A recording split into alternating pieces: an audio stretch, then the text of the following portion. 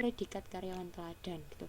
Siapa sih yang nggak paham, siapa sih yang nggak bangga ketika dia mendapatkan predikat karyawan teladan gitu kan, atau mungkin mendapatkan predikat tentang karyawan of the year kayak gitu misalkan. Nah itu kan pasti bangga, ada kebanggaan tersendiri gitu. Jadi itu salah satu hal yang bisa memotivasi karyawan, kenapa kok mereka pingin terus dan terus istilahnya mau bekerja dengan baik kayak gitu. Atau mungkin promosi atau naik jabatan, itu kan cenderung hal yang bisa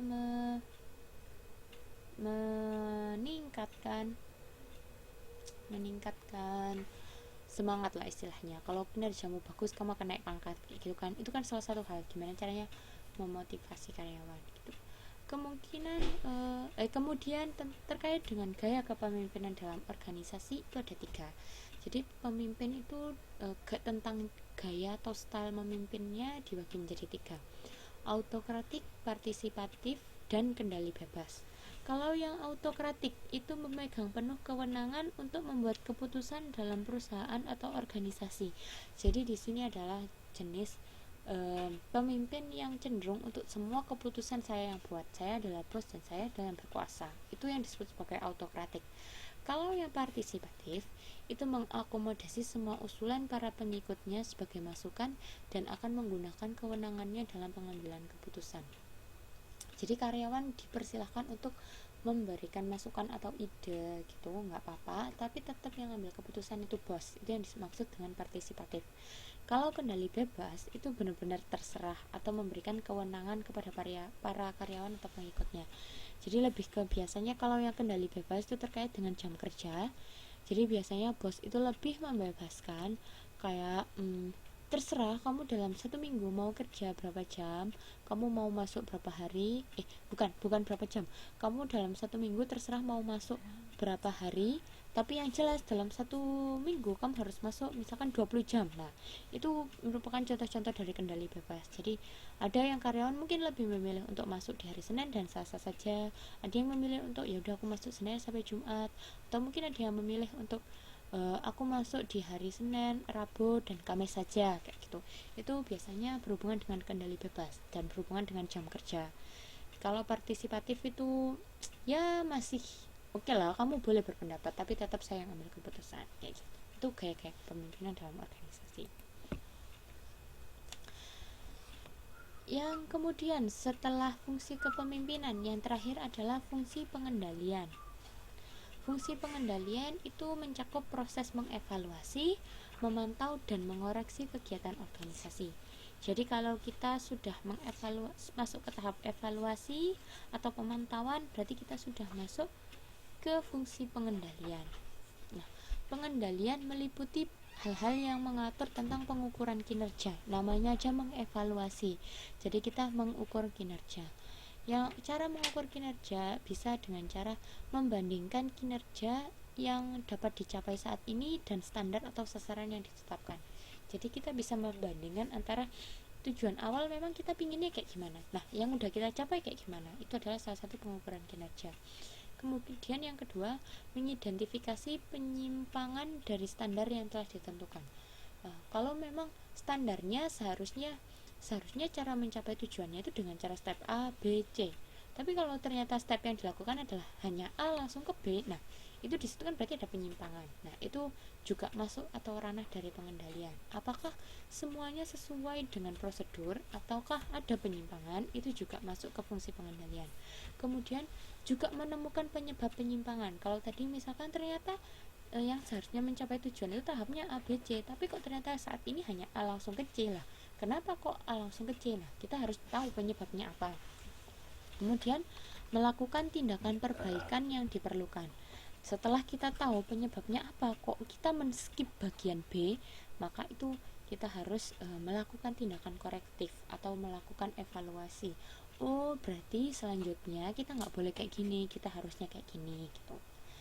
Kemudian pengendalian dapat dilakukan melalui inspeksi, pengujian, atau proses pemodelan statistik. Kalau proses pemodelan statistik itu lebih ke gimana ya, itu biasanya pakai perhitungan matematika. Jadi kita harus pakai angka-angka gitu, kita melakukan pengendaliannya melalui perhitungan matematika kayak gitu.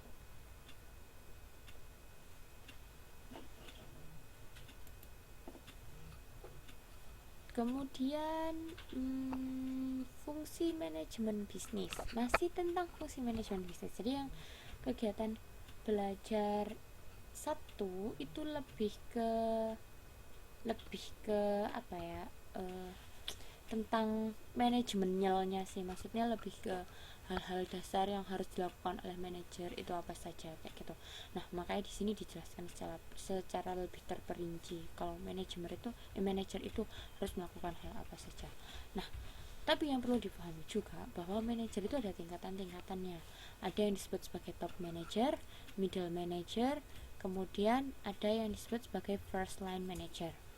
Top manager itu bertanggung jawab pada dewan komisaris dan direktur.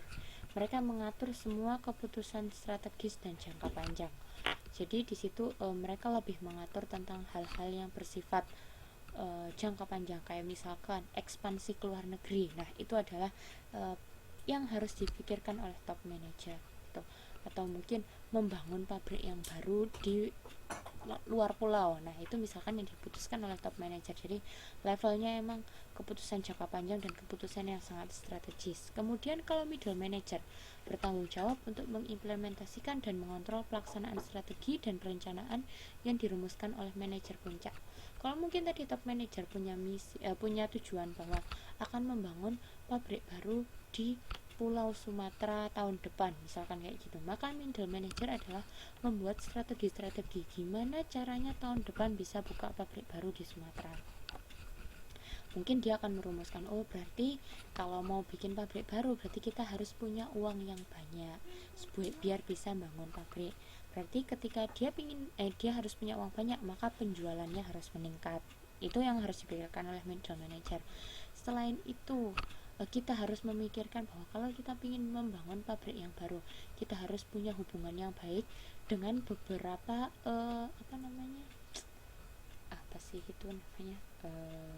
kontraktor-kontraktor ternama, biar nanti kita bisa bangun pabrik yang bagus dengan harga yang agak miring kayak gitu. Nah, itu yang dipikirkan oleh middle manager. Nah, kalau yang first line manager itu paling sering berhubungan dengan karyawan. Mereka tadi kan punya salah satu cara biar bisa bangun pabrik baru tahun depan di Pulau Sumatera adalah menggenjot penjualan, atau gimana caranya produk kita lebih laku lagi di pasar. Nah, first line manager itu yang lebih mikir lagi gimana caranya untuk bisa mendongkrak penjualan. Oh, berarti promosinya harus lebih digencarkan. Oh, berarti strategi kita dalam memasarkan produk harus lebih kreatif gitu. Nggak cuma lewat TV, berarti kita harus memasarkannya lewat radio juga, harus memasarkan lewat internet juga, misalkan kayak gitu. Jadi semuanya itu bertahap ya. Top manager memikirkannya secara global, middle manager lebih spesifik, dan yang paling hal yang terkecil itu biasanya dipikirkan oleh first line manager gitu. Kemudian manajer itu ada banyak. Ada manajer sumber daya manusia, manajer operasi, manajer pemasaran, manajer informasi keuangan, dan mungkin ada manajer di bidang lain. Kalau sumber daya manusia jelas mengatur tentang karyawan, kayak misalkan dia mengatur tentang rekrutmen atau perpindahan karyawan dari pabrik satu ke pabrik yang lain, pemindahan karyawan dari departemen satu ke departemen yang lain, rotasi kerja dan lain-lain. Pokoknya berhubungan dengan karyawan. Kalau manajer operasi itu lebih ke gimana caranya proses produksi berjalan dengan lancar, mulai dari pemilihan supplier, kemudian pemilihan bahan baku yang bagus, kemudian gimana caranya layout pabrik biar semuanya efektif dan efisien gitu. Kalau manajer pemasaran memikirkan hal-hal gimana caranya biar produk kita tambah laku di pasaran, gimana caranya produk kita lebih disukai oleh customer, atau teknik pemasaran apa yang harus kita aplikasikan. Nah, itu manajer pemasaran.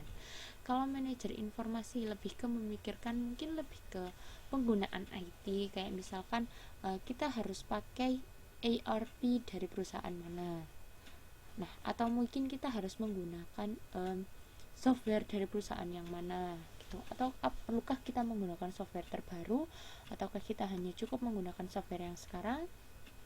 Kemudian manajer keuangan,